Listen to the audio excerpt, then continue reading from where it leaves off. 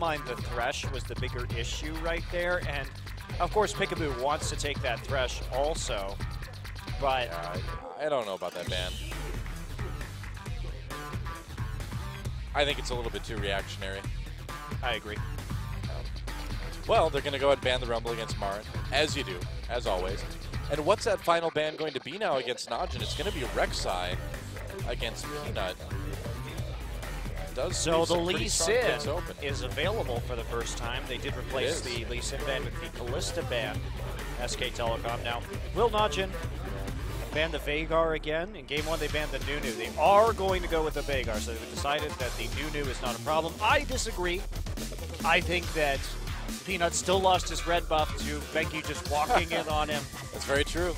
At level 2, and Corki taken again. Okay. So ball's in NaJin's court. Now, SK Telecom played Graves into Corki in the first game, still an option. The last game, Bang suffered his first defeat on Corki this entire season so far. You can still say he's only lost one game on Corki all season, though. Yes. So still doesn't sound so bad. Peanut on your screen right there. New jungler for NaJin. That dude is really tiny. I walked past him during one of the breaks. He comes up to like my shoulder. He's still growing. He's a growing boy. I guess so. I mean, he's 17 Korean age, which at this point, if he just has his birthday, would mean he's 16 in traditional Western age reckoning. I believe he actually is 17. Oh, he is? Yes, he is. 17? Oh, really? His birthday is in 1998. 98, wow. There's something to make you feel old. I feel old. I do feel old. And I feel wise. Also, Kane's going to feel old too because he was born in 87. He is 11 years older. Wow. Think about that. He's 11 years older than Peanut. Impressive. Very impressive.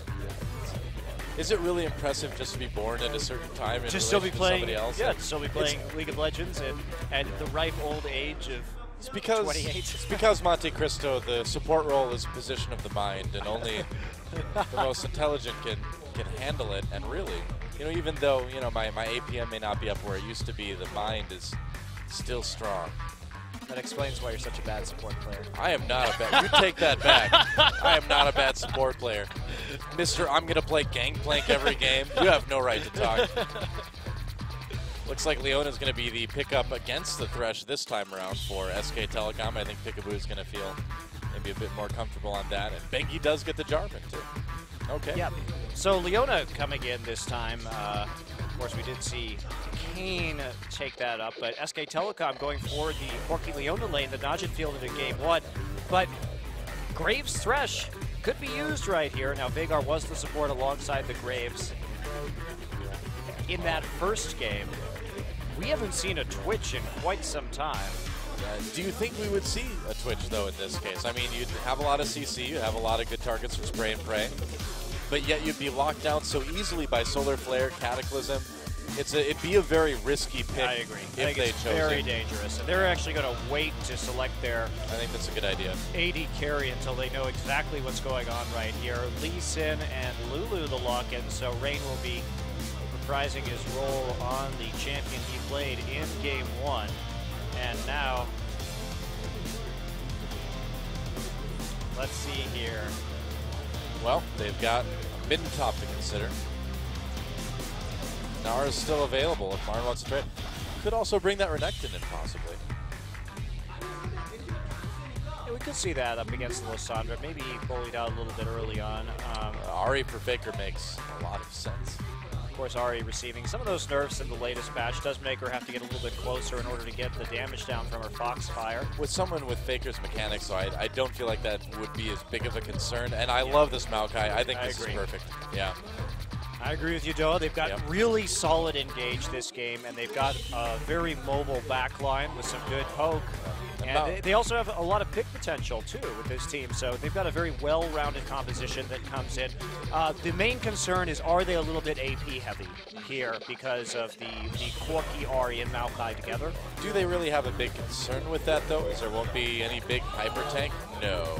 No way. The Cog. Oh, all right. And they're going to do it. They're going to try. They're running it. The Juggernaut. This is something only the GE Tigers have been able to pull off. Well, if they can win against SK Telecom with this composition, I will be very impressed. I will be very impressed. Frankly, too. very surprised too.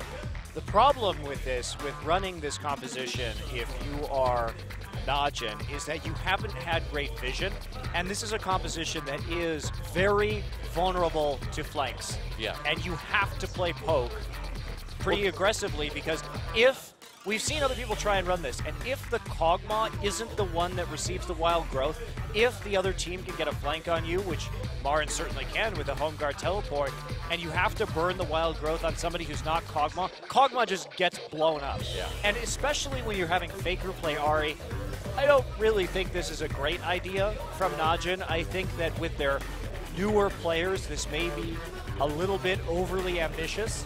Well, we'll see. I mean, you also need a carry with impeccable positioning 100% of the game. We'll see if they can pull it off. SKT versus NaJin, Game 3. Let's do it.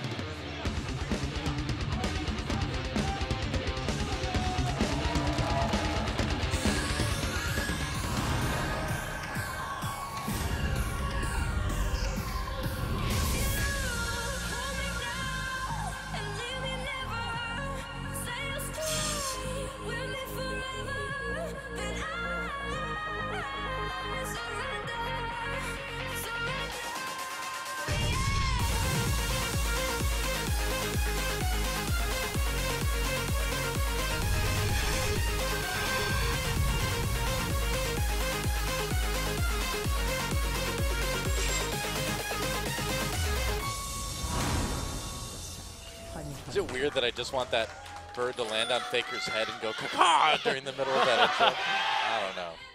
SKT. I just wanted versus NaJin. I just wanted the Faker to be a falconer and just have it in one of the big leather gloves on his arm, and then remove the hood, and then it flies away. I just want Faker to like swoop down with bird wings and like pick up Easyhoon in his talons and like carry him off. This is getting much too silly now. Hold on. We're losing some of that vital professionalism. And no ward kill for you, Sir Bengi. Well, I mean, we'll see if OQ can pull this off. It's something that, like we said before, only Prey and the GE Tigers have been able to do. And you need a very coordinated team. You need a very positionally knowledgeable AD carry. OQ is good, but is he Juggernaut Kog'Maw comp good? He's also the AD like carry that, in spite of his immense individual skill, does have a tendency to flash in wild directions in the late game. That is true, yeah. So, yeah. And honestly, this is a champion that's probably not going to be getting 5 kills in the first few minutes of the game this time too. Yeah, I would agree with that. Well, oh, look at this. They're going to give the little Raptors to Faker this time. Interesting. That is a very cute little play right there. So notice what Marin did. Threw a sapling in to detonate, and Faker actually able to use his Q, 1Q, to go ahead and clear that out for a lane advantage. Now, Marin's going to get to lane a little bit late, but SK Telecom showing some very interesting early game strategies throughout the night. We've seen a lot of invades from them. We've seen some very interesting aggressive pushing plays that resulted in buff takeaways and good deep wards. And now that is something I've never seen before, Doa. It's very cool. Let's see what Faker is able to turn that one into. A little bit of pushing back now. Coming in as Bang and Pickaboo will have a bit of an early lead. Looking at those top laner stats right now, Marin, his Maokai is very, very good, and he seems to be great on those top laners that can just sort of wade into a fight and just sit there, Indeed. And for NaJin this game, of course, that magic resist is going to be pretty crucial for them. Oh, definitely. In terms of their late game. But a lot of magic damage from NaJin as well. Remember that some of Kog'Maw's damage, particularly on the Bio-Arcane Barrage, does end up being magical. So, but he does have the range advantage to hit with items like Infinity Edge. in order to make up for it, Peanut looking for an early gank on a Faker. And he's going to find him. Faker throwing out that Orb of Deception, taking a lot of damage, and can they finish him off? Ignite ticking away, and they even get the flash out of Peanut at the end. Meanwhile, a gank up in top lane, and Duke is going to get taken down. First blood goes to Peanut. Or rather goes to Bengi. That's right. Peanut overextending a little bit in there, in that mid-lane skirmish, nearly sacrificing his life, and Rain not able to pick up a kill. Meanwhile, as soon as they saw that in the top side, it was all too easy to get Duke's Lissandra. Duke is just a little underwhelming on Lissandra tonight. Yeah. True enough. I mean, you know Duke's having an off night when somebody else besides him gets MVP. It was a very impressive performance by NaJin, generally speaking.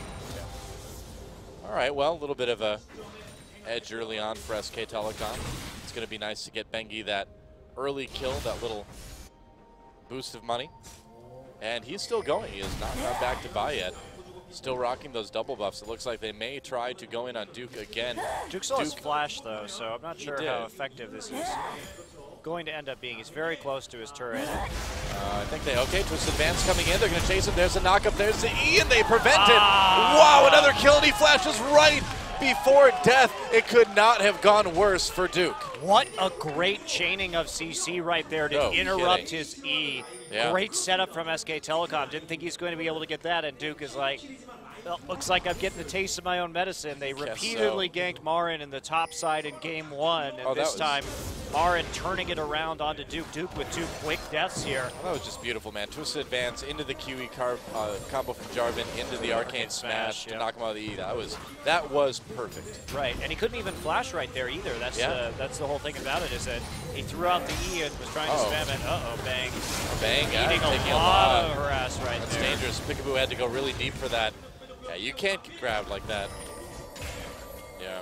That's just a simple mistake in lane. You can't let yourself get hit with the death sentence. You have to be aware of when those minions are going down, because it's so popular. I mean, everyone should be doing this. Throwing that through right as a minion dies, you know. But as an AD carry, you got to watch for that stuff. So Duke is able to break the freeze right here. He feels comfortable thanks to Peanut's presence on the top side. Now, Peanut, we got to see what he can do on this Lee Sin. Remember that it was banned in the first 2 games of this series. Obviously, SK Telecom thinking that he is a major threat on this champion. Because it's not a ban we actually see too often anymore. Well, they nearly killed Faker. Peanut maybe blowing his flash a little bit preemptively in that play, but we'll see what he can do at this point. But they just haven't been able to follow up on Faker's flash being blown. And now he's got the Spirit Rush up in order to deal with any aggression. Man, this is shut down Duke. I guess Camp so. Duke. Camp Duke. Faker is been to Camp Faker, becomes Bengi as well. Duke isn't even 6. Duke's got to know something's up here. This is not going to end well. Oh, Duke, it's been nice knowing you, man, but death number 3 is on the way. Great timing from SK Telecom as well. Duke's dead. He doesn't even know yet. There we go. Tries to E away. Can't do it, and that was fast. Very, very fast. Faker picks up the kill. It's been so perfect for SKT as well. A kill for Marin, a kill for Bengi, a kill for Faker. Very well spread around. Really beautiful stuff. Yeah, and this is, we see the effects that can really snowball out of control. There was really nothing Duke could do there. Yeah. Without level 6, can't use that Frozen Tomb on himself to hope and pray that something is going to turn around for him under the tower in the top side. And man, it's like Duke's turned into a fast food place, and everybody on SKT has a coupon for a free cheeseburger. He's going to drive by and pick it up. Close call for Bang there. And I feel like if anything's going to get NaJin back in this game, it's going to be Bang and Peekaboo getting killed in bot lane. Well, they've got to turn it around somehow. Yeah. They don't even have arguably the stronger late game here because they just don't have a tank. Yeah. And because they're delaying Duke's zone, oh my. Really? This is disgusting. Really? There's no wards though. He has no flash. He does have his ultimate. I mean, now. He has no wards on the top side. Like, if you're Peanut right now, you need to start getting some wards down so that Duke can actually like get experience. Bengi going after the red buff right here. It's going to be checked on by Duke, though. They do have a pink ward deep in on that side. Now he's going to see... Marin. He walked through the brush, though. There was a ward there. He can't even deal with this. Faker's now walking into the top side.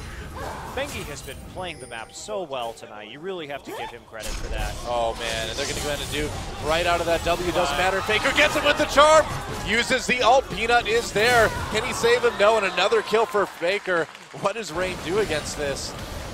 There's not much you can do. Rain, his opponent's just getting it. Here comes the teleport. Kane could be in trouble here. Canceled, and it will push Kane and OQ back just a bit.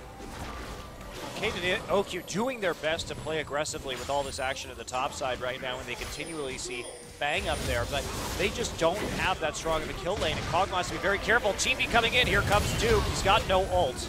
Yep. Or flash, or anything. Well, he saw the teleport used by Marin already. He's like, all right, might as well give it a shot too. Well, I guess. At least they guarantee themselves a dragon out of this. It was an okay teleport. Yeah, he couldn't really make a play right there, but... Well, that was kind of the plan, though. Come down, see if you can make a play, then rotate over to Dragon if nothing happens.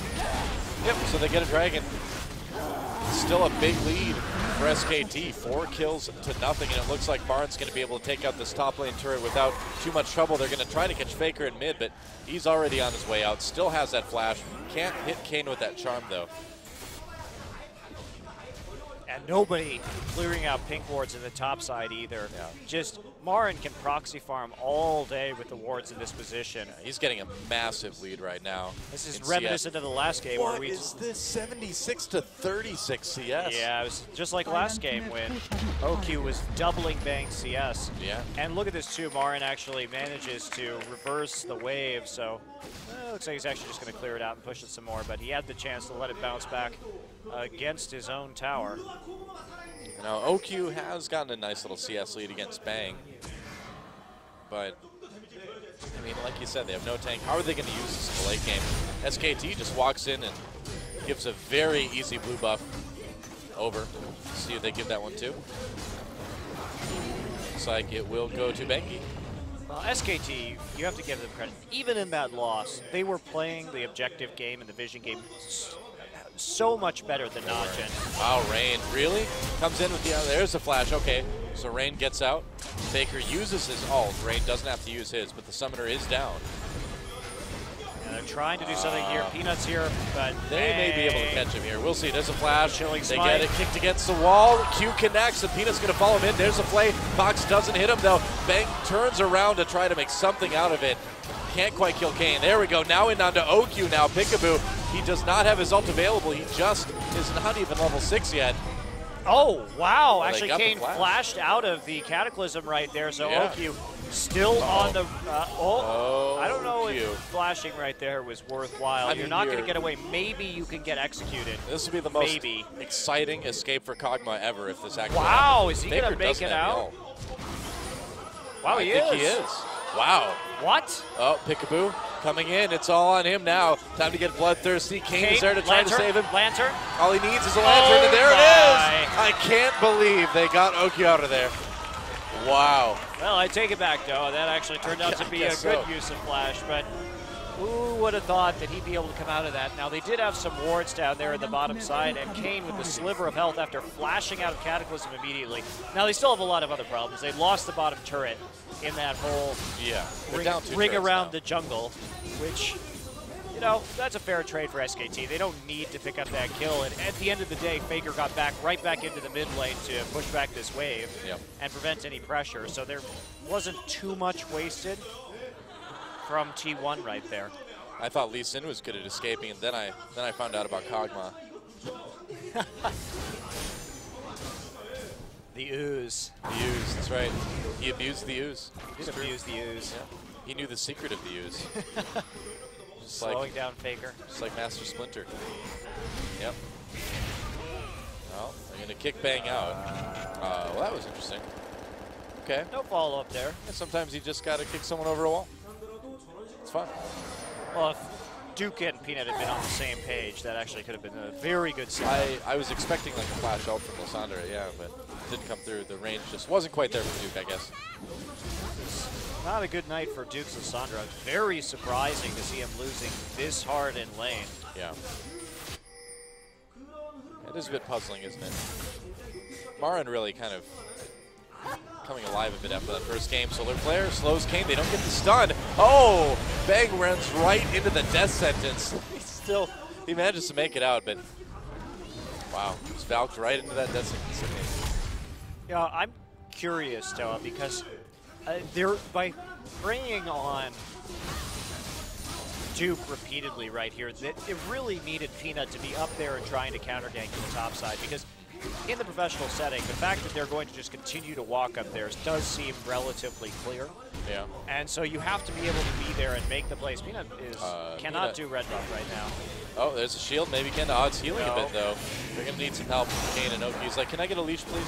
We're going to take it away eventually. Yep. That does get it low enough. And OQ, the hope of his team right now, but he went Berserker Greaves first for some mobility, more than likely against this Leona. Yeah, that makes a lot of sense.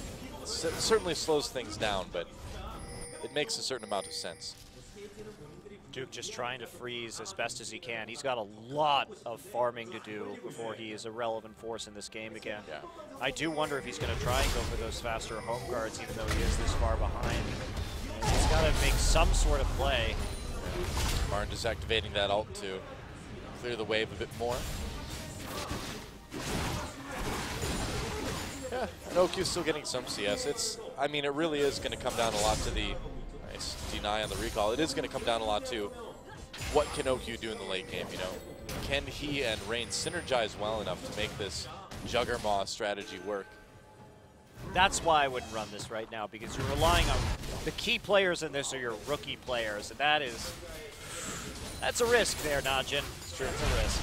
I mean, I appreciate the idea of pushing someone to their limits, you know, to kind of seeing where they're at, but it's a bit of a risky thing to do in a game 3 of a series like this. I feel like they could have gone for a safer comp and given themselves a better chance to win it. I feel like GE just laughs whenever they see this now. They're like, yes, I know, we right? mind gave them into it. Oh boy, Marin's going to try to do some damage to Duke. Duke forced to ult Marin. That's a lot of damage, though. Meanwhile, everyone jumps onto OQ, gets out via Kane's Lantern. Kane throws the box. They're going to catch Peekaboo and Bang in there. A kill comes in for Bengi, and SKT chasing Peekaboo a bit low. Bengi needs to escape as well. Faker's got to save a nice charm onto Kane. Wow, that was a great play from Faker, but Bengi will still go down. They actually did turn that around in a pretty impressive fashion, though.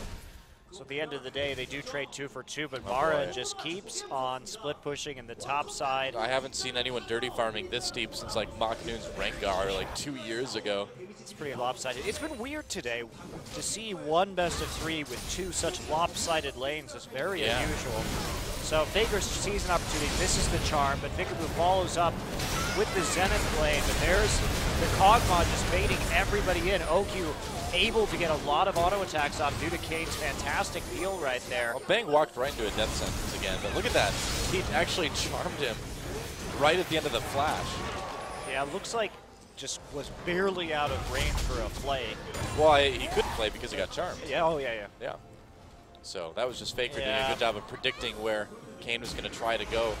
Probably not worth it to flash right there, because you could have just turned into the mid lane at that point and tried to take that down instead, considering everybody else was fairly chunked out. Well, looks like Dragon is alive again. We'll see if SK Telecom can grab him. Faker gets hit with the death sentence. Wow. He's in big trouble. Spirit rushes away. Marin zoning with that ultimate, but this is going to make it tough to get the Dragon. They're going to play Marin in, get that flash as well. NaJin setting up for a good Dragon. Marin gets hit with the ult from Duke. Bengi locks in, or jumps in, gets kicked back by Peanut, and there's a kill for OQ. I don't know why you would go in on that with Bengi, but I don't know why you would do that if you were Bengi. But they paid for it, and I don't think that SKT is going to be able to contest this Dragon. Well, I think they thought maybe they could turn it around, but wow, OQ is just spamming like taunts right now from the Kog'Maw. Very dangerous. Oh, here comes. Going to go in on the Peanut. They're going to knock him back.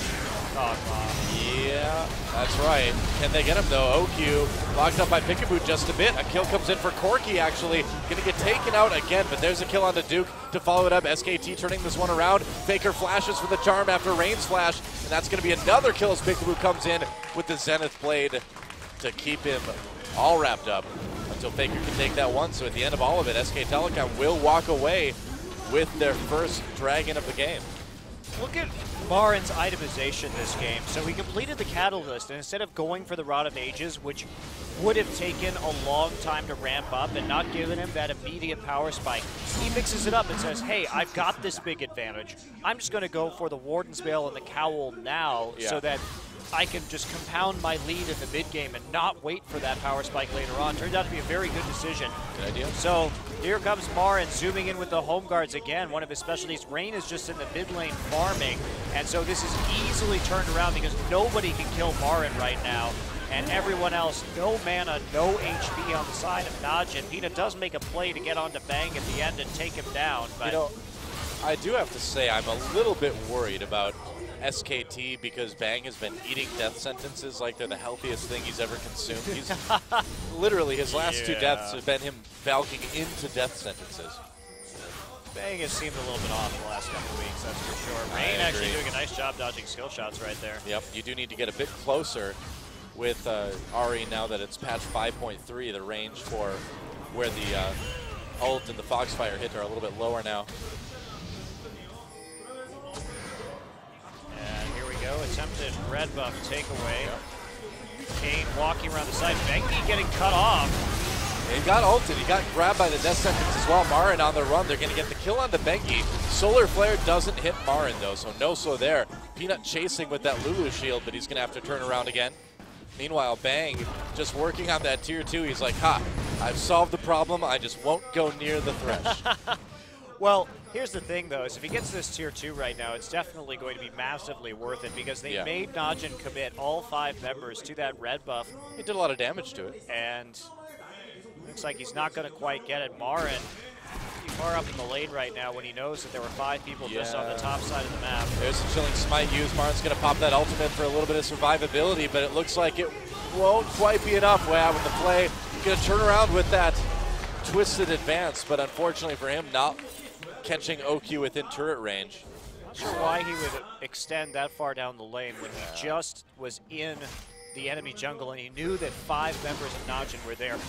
Critically, NaJin's warding is much better. Oh, Rain caught without a flash here. He can ult himself, but he's going to be in big trouble. There's a kill for Bang. Whoops. SKT should be able to take this one home in the end, one would think. Well, I mean, they've gotten the turrets, you know, they've gotten the outer ring now. NaJin's not really going to be able to do any sort of sieging, which is kind of part of what this composition is for.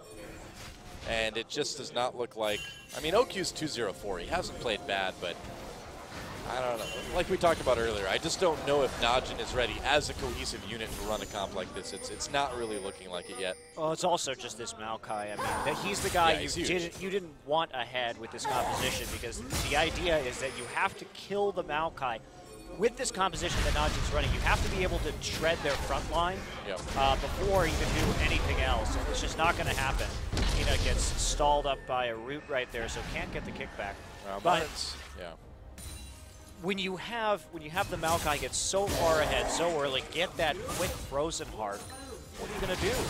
NaJin not really going to have a lot of answers to that, and OQ is very far away from a Blade of the Ruined King to start really percent damaging Marin's Maokai, so it's going to be quite difficult indeed for them to take him out. And as long as Maokai can live long enough to continue to CC the Kog'Maw has to be in front. Yeah. I think the itemization is really good for SK Telecom as well. We see Bengi already with that Aegis, so they're dealing with a bit of the magic damage coming out of Kog'Maw. They're helping with the magic damage coming out of Lulu and Lissandra, obviously, and so you've really got everything covered kind of already, you know. Giant Spelt as well for Bengi, just giving him that extra survivability. Looks like the split push will just continue. Duke up in top. Marin tooling around inside the enemy array. Oh, gets caught with a perfect solar flare. And right into a char. Faker. Yep. Nice work by Faker and Big Boo. Yep, that's right. Over the wall into OQ. OQ has his flash. He's going to have to burn it there. And meanwhile, Peanut coming in, kicks Bengi out, gets played as well. Kane throwing down that ultimate. Duke deep in the back lines. They locked up Faker enough to get a kill. That's 2 actually for OQ. This could get dangerous here. OQ doing a lot. Marin finally getting poked down. It's 1v4. Bang comes in to try to save him. Will this be a kill for Bang? It looks like it will be. He's going to turn. He's going to go deep. Get the double. Maybe the triple. He will almost get the triple. He gets the triple. Would have been a quadra, I believe, if Peekaboo had stolen one.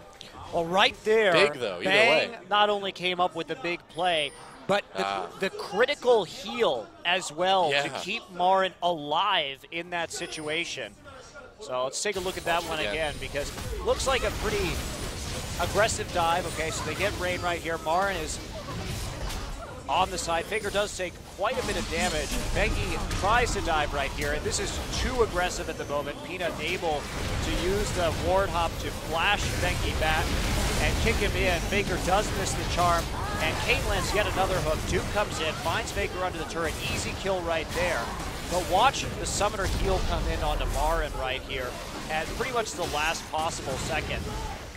Right there. Very nice. Oh, it wasn't the summoner heal at all, just the Maokai passive. Very nice either way. Yeah, so the Maokai passive coming up at the right time on the auto. Bang actually probably should have used the heal a little bit earlier. He did get a little bit lucky, because if Martin had to absorb a couple of extra auto attacks right there, then it may have been problematic, as Bang could have been turned on pretty quickly without getting some rockets down onto OQ first. So. But it all worked out in the end. Yeah, SKT with their second dragon after things are all said and done as well, and a nice comfortable 6,000 gold lead as we move into the later stages of the mid game. Poor Rift Coward, taken out by Bengi. Constantly doomed. Yep, that's right. Did you know the Rift Sculler actually does have some attack damage in case it gets charmed, beats you down, or taunted? Yeah. I did not know that. Can actually do damage, yeah. The more you know. Okay, well, not much dodging can do at this stage. Still pretty darn far behind. Yeah. In spite of Faker's one death in that last engagement, he's proved effective at creating picks on NaJin so far. OQ still having a big game. Those kills really going to propel him forward to that very necessary Blade of the Ruined King right now. That is the one bright spot, I think, we can see coming in. Looks like Marin homing in on a Banshee's Veil now. Yeah, OQ is starting to get to that point where the damage is going to be a bit scary. So if NaJin can keep him alive, he can still do damage. But I don't think SKT wants to give them that opportunity. NaJin's warding in their own jungle has been significantly improved this game. That is something to note. Had a lot more vision control than usual. It's just unfortunate that they failed to protect Duke in the early game. Of course, that overextension Duke's fault, and then SKT did do a beautiful job of capitalizing on his level deficiency and diving him right before he could hit 6. That was just fantastic timing. Yeah. But I do feel that Peanut, and even perhaps Kane, could have done more, because certainly Kane, if he could have let OQ lose a bit of CS and play safe against his turret and tried to make some sort of play up in the top side. Very true. Also enabled by poor early warding, where Bengi and Faker were able to have free reign over the top side of NaJin. Top side jungle of NaJin, that is. So we're in a little bit of trouble, taking some damage. And Marin, yep, with the split push now. He's got the teleport. So does Duke, but Marin has the items.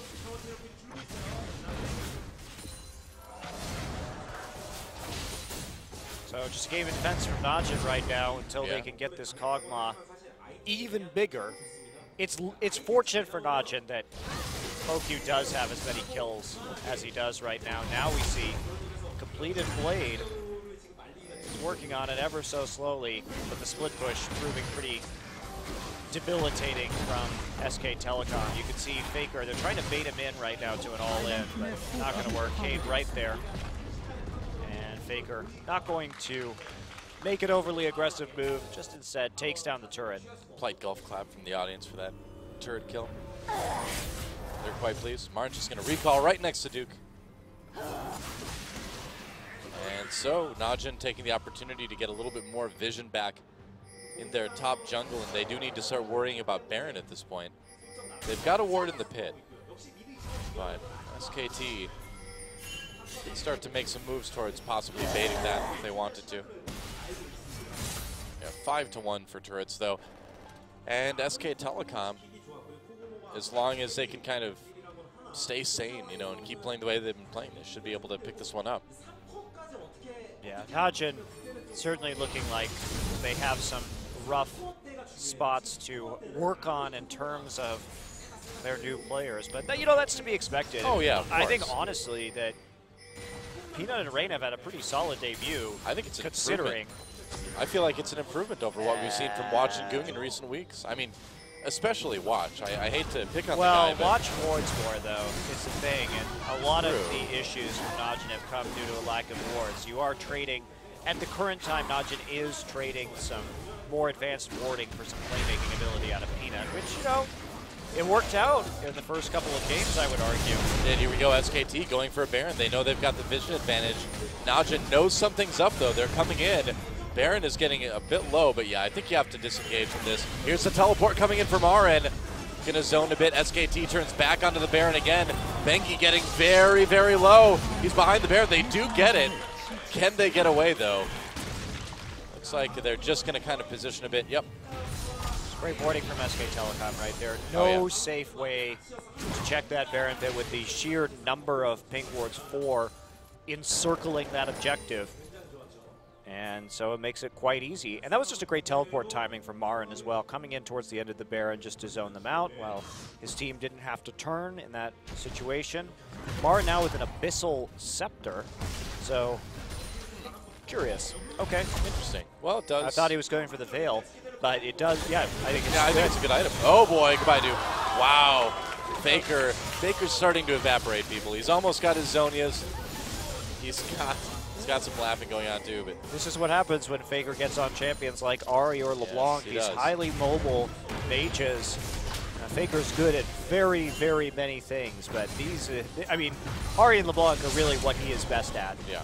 His Ahri win rate right now is sitting at 9-5, 14 games overall, so nearly 65% win rate on that champion. He's second most played champion of all time behind Orianna. It's amazing that Orianna is still his most played champion. I don't think she's been prevalent in so many metas that over a couple of years. It just feels like it should be something else by now, you know. But I think he's just got such a huge champion pool that, you know, he played all those games on Orianna and then played a bunch of games on everything else. It's true. Well, interestingly though, out of his top 5 champions, Faker has the lowest win percentage on Ahri. Oh, really? But after this game, it will be above Orianna. if they win. So there you go. If they win, but they're probably going to win. If they win with their 12,000 gold lead now and their 6-1 turret lead and their unkillable monster tank. That's right. Marin is just so good on Maokai. I think as soon as Nar starts to drop off in terms of play, we'll see Marin start to do better and better on this pickup. Yeah. You know, in 5.3 too, they did have the changes where Nar is out of Mega Nar form for a bit longer. He's tired for longer before he can start to build up rage again. The Mega Nar is shorter as well, so we've seen that affect this draft. I mean, normally when we would see Nard at nearly 100% pick ban rate, in this last 2 games, he's fallen all the way through the draft, in fact. Yeah. And I think that NaJin may have tunneled a little bit too hard on Lysandra. Duke really hasn't been performing in the last couple of games on that particular champion. And he would have had, I think, more escapability with the Gnar in the top lane because you don't have to wait for the E. You just simply hop away. And he could have gotten out of some of those situations that he found himself dying in this game for sure. And he's just been better on it overall. So, of course, the Lysandra is a big takeaway from SK Telecom, and that's the reason why they decided to eliminate it. Bengi, oops. Oh, Q didn't connect, yep. If Peanut had hit that skill shot, maybe they could have done something good. Either way, Marin's going to take out this inhibitor turret. Looks like Solar Flare goes down. They catch Kane. There's this advance. Bengi going in. They want to get some kills here. Duke comes over the wall. He does zone some people out. Wow, Peanut on Bang again. That's the world? second or third time he's actually been able to get back there and kill Bang. Yeah, Bengi on the disengage now, but Marin's going to go ahead and jump in there with the flash twisted advance to just push Rain back a bit more. They will get that, will they?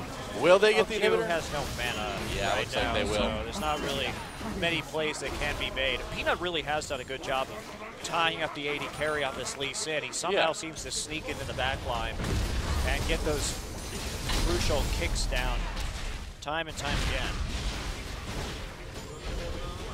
Oh, Faker, he gets the charm. But Rain is right there. Yeah, decides not to go all in on that. He was a little bit too far away, and without the Spirit Rush up, it would have been a pretty far-fetched attempt to get it, but you can at least get a little bit of poke damage right there. Faker speeding himself up right there with the Q, trying to catch OQ out, but OQ has that ward. We'll see him coming in. Cute trick, though. Can you really catch OQ with a Q? I don't know. Oh, Faker's 7-1-1 on this Ahri right now. And wow, he just picked up his Void Staff. Still nearly enough to finish that Zhonya's too. All right, let's watch this fight again. Yeah, Peanut getting in on the backside. Duke and Bang going for that assassination, trying to stall out the game as long as possible. Kick, resonating strike combo for the finisher, but Faker and Peekaboo are right there, taking out Duke. Duke has 8 deaths. Wow. Probably his worst series. Yeah, I would think so. Definitely his worst series so far this season. Yeah, easily the worst series this season. Maybe all time. We'll see. Which, he did have a good game one, but his Lissandra play just hasn't looked quite as on point as his Gnar Rumble play has this season. Yeah. And also, it's not entirely his fault. Some of these gangs. Oh, teleporting into the base. Rain slowed down, and that leaves Marin with an opportunity for a twisted advance. A kill for Faker, and they're going to get the turret. There goes the inhibitor now. Faker with some more damage onto Duke. And they can just rotate up the top lane as well. There's nothing. Oh, the charm hits. Peanut kicks Marin away, but there's another kill coming in. This could almost be an ace even. Wow, twisted advance. Marin's not done yet, man. Duke ults himself, but all of SKT is there. Zhonya's, he's still going to blow up so fast, but the turret damage is starting to add up. Not enough, though. Peekaboo taking that for just a bit longer, and it looks like SKT is going to be able to end it right here. OQ trying his best to defend. Bang coming in, shredding, getting that Gatling gun, and that is going to be it. The Nexus will fall, and SK Telecom, just like in round one, will take down NaJin 2-1. GG. Wow. Well, that was a very fun series. Yeah, it was. It wasn't the cleanest from NaJin, that's for sure. Some mistakes in game 2 from SK Telecom, but SK team really looking like the veteran team in this series, significantly better vision control overall, but NaJin, they've got some spark to them, that's for sure. And they're exciting. I'm excited to see where they're going to go from here. I think Peanut Rain could really work out. I'm intrigued. Yeah. Of course, you really can never bet on a solo queue talent becoming a top-tier professional player because there's so much more to think about in the professional game, and it's all about that teamwork aspect. Wow, OQ looking pretty upset after that last series, but what can you do? You had a good night tonight overall. I mean, the fact is that it's going to be pretty tough for NaJin to get into playoffs at this point, and that's got to weigh pretty heavily on these guys, but, you know, it's still a good chance to play a spoiler. They maybe by some miracle could still get to the playoffs. And certainly a lot of time to experiment and have a good team by the end of the season. Well, but certainly this game in particular was very important because it would have tied them up with SKT and put a lot more pressure on SKT because theoretically at that point, NaJin would have had the easier remaining schedule compared to SK Telecom. So very critical match. NaJin comes up just a little bit short. Now they did make the decision to start some of their newer players, but I think they did have a good debut. You can't be too upset if you're a NaJin fan about what happened tonight. Yes, there are some pretty obvious flaws right now that do need to get shored up, but this is something you can really look at. These are very good replays for NaJin to go back and review because the flaws are glaring. And there was also a lot of upside in terms of individual playmaking ability that we saw from this NaJin team this series. You know, in this NaJin team, Peanut was kind of the big story. Rain was cool too, but like, if I were Peanut, I would feel very satisfied with my first outing as a pro player. Able to get that first blood in game number 1, win against SKT. All in all, I'd say promising stuff for NaJin. We'll see where they take it from here. Yeah, I agree. So very interesting. I wonder how many other changes we will see with some of these other teams. Of course, Hachani from KT Rolster has decided to take a break, so Fixer will be in that lineup. And yeah, a little bit of roster changes here and there. I mean, the midseason is the time to do that, I suppose. I don't know if Fixer is what KT needs to change it around. I think they're going to need a bit more than that, but we'll see. I mean, all Fixer needs to really do at this point is not face check so many bushes. That's all he needs to do. I think it's a good time for Fixer to come in. KT looked like they were starting to get themselves together. NaJin actually having some good performances. NaJin actually surprisingly far up on the challenger ladder right now as well. Faker is in the #1 spot once again, but NaJin top 25 at the moment, which is higher than I've seen NaJin in a while. So it looks like he doing well these days in general. Well, speaking of doing well, it looks like Marin is going to do very well. 5-1-9, great game on that top Maokai. He'll grab the MVP for game number 3 in SKT versus NaJin, so that means it's going to be Faker, Marin for our MVPs, I believe. And this will, what a great job camping from SKT as well. They really abused the matchup right there and the crowd control they had in the top lane to set up multiple kills. Marin here coming in and teleporting back in after getting chunked out originally and really turning this dragon fight around. Faker, of course, managing to finish off Rain with the help of Zenith Blade from Peekaboo. Dina goes in onto Bengi right here, and this looked like it may have been a bit of a point of a turnaround for NaJin. OQ able just to auto-attack freely thanks to the setup coming in, but Marin so tanky at this stage. He's got so many items, even though he gets hooked back in. Does get his W, the 1 auto for the heal, and then manages to flash out, buying Bang a lot of time to auto attack, and that's the shutdown onto OQ right there. Oh my, that was just such a good charm. Yep. That was the end of the game right there. SKT just not leaving that base until the Nexus goes down, and Marin just totally unkillable at this point in the game. Yeah, Bengi really turning it around the last couple of sets. I'm impressed. After having a pretty miserable first start of the season, he has really stepped up